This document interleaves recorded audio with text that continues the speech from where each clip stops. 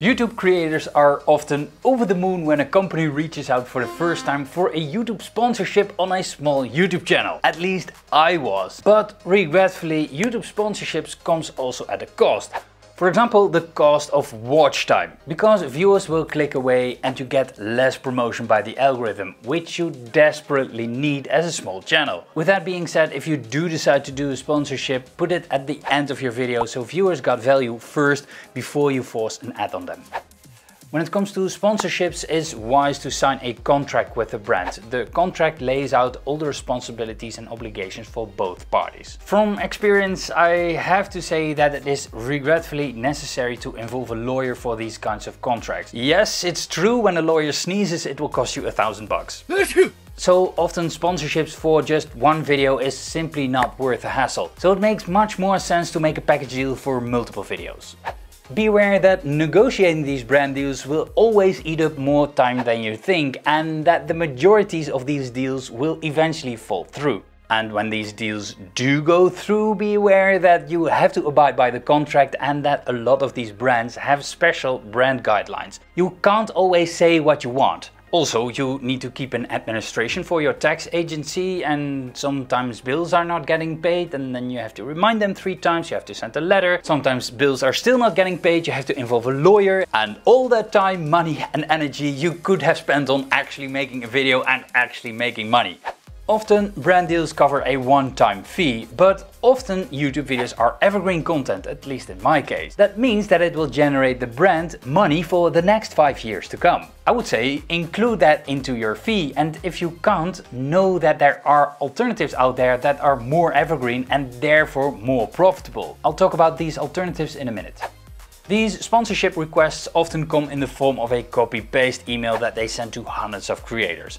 It always reads something along the lines of, "We here at Axe are enormous fans of your content, we watch you on a weekly basis, we think that you are a good fit for our brand," and there's always the word collaboration in the email. And sometimes these products are completely unrelated to your channel, and offering unrelated products doesn't make sense for me nor them. Personally, I would like to build a relationship with the brand so I can work with them again under the same conditions, which saves me hiring a lawyer again and negotiating a new deal. And a wrong sponsorship can also hurt your image as an expert. An IT security expert promoting password managers is kind of strange. To prevent damaging your own image, investigate the products and the company before you promote it, which again costs time.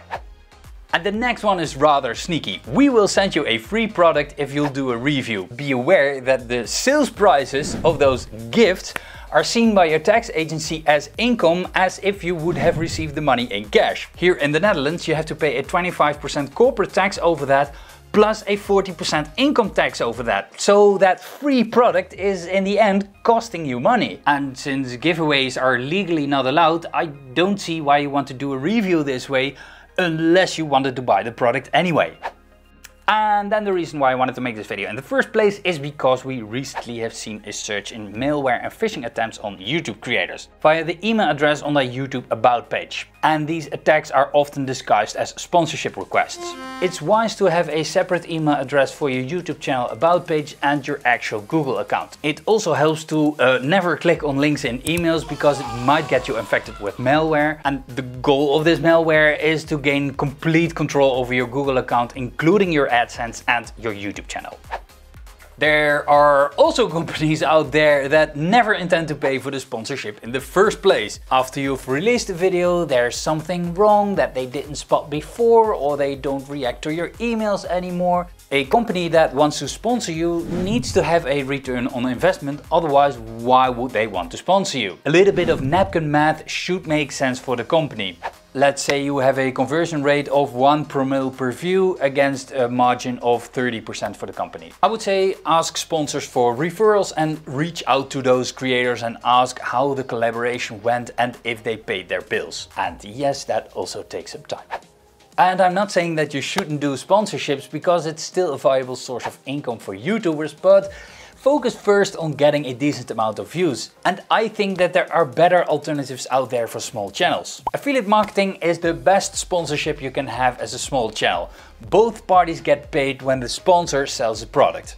Second, Patreon, because if you get a copyright strike on YouTube or you get banned, you still have your Patreon supporters. Number 3, you can help clients by providing paid coaching. Fourth, my personal favorite, blogs, which you can monetize with ads, and of course the blog is in the same niche as your YouTube channel. Number 5, you can create your own digital product like a book, a course or a web application. And to be able to sell your digital products, it helps to keep viewers into your video. In this video here, I'll explain exactly how to do that. And I'd love to see you in the other video.